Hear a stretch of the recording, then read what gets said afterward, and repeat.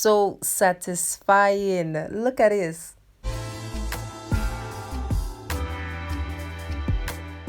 Hey guys, welcome to my channel or welcome back to my channel. My name is Cynthia. Hello, I hope you're all doing well. Today I'll be showing you how you can do your own aloe vera juice at home. You can get an aloe vera plant from your supermarket. I think every supermarket should have one. I got this one for 3.99 euros and it's pretty huge. So I'll just get right into it. I'll cut off the ends of the aloe vera. This one is already dried out. That's the end you don't need. That can cause irritation, so I just cut that off. At this point, my aloe vera is already rinsed and dried, so now I'm cutting it in smaller pieces. This size is okay, but if you want, you can go a bit bigger. It actually doesn't matter. Aloe vera has different benefits. It contains vitamin A, B, C, and E, which promotes healthy hair growth, moisturizes your hair, and leaves it shiny. Aloe vera gel can also calm scalp conditions such as dandruff, scalp irritation, and eczema. I can definitely concur to this because I've been having some irritation on my scalp, just like some spots that were hurting me that were really sensitive, and since I've been spraying my aloe vera juice on those spots, it's really gone. I'm not feeling any pain there anymore. It also soothes itchy scalp and reduces inflammation because it's also antibacterial. Now I'll just cut off the edges of the aloe vera on both sides, just like so. And now I'll just separate the aloe vera by taking a knife and just slide in the middle, just like this. This doesn't have to be done perfectly. You just see, I'll just take the knife and just slide right down so I can proceed. Guys, I don't know if I'm the only one, but I find this so satisfying. Look at this.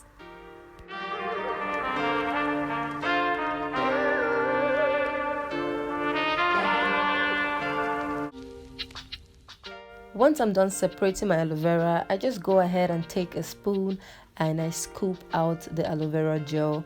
You can use a knife for this also, but I just feel a bit safer using a spoon because I can just go in there and scrape it all out without getting my fingers injured. So just get all that gel out.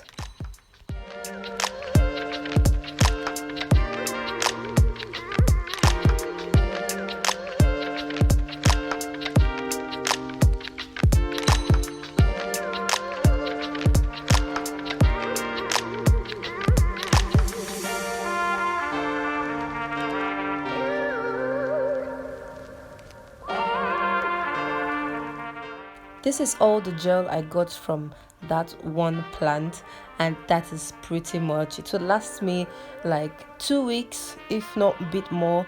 I'll just put it now in my blender without adding anything. Just put it all in and blend it very smoothly. Make sure you blend your aloe vera gel very well so it's not having like chunks in it.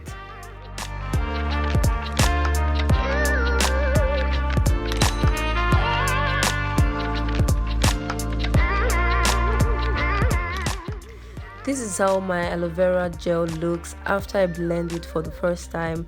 It's pretty foamy, but I'm just making sure it's smooth. It's definitely going to be smooth because aloe vera is not like a hard consistency.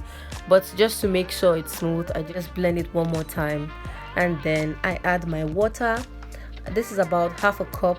I think, yeah, it was about half a cup, but you can put less if you want to. The more water you put, the more liquidy your aloe vera juice is going to be at the end. So you can see how much water I put.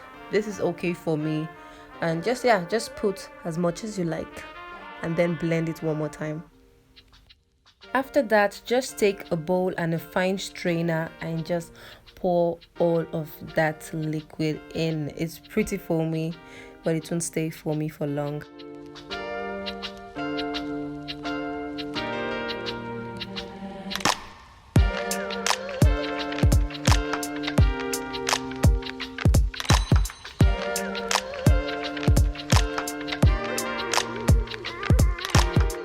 After that, I'll go in and use a wig cap and put on my bowl and just pour the same liquid once again in my wig cap to make sure I'm getting every residue that might come in my hair. I will basically make your hair look like it's flaking.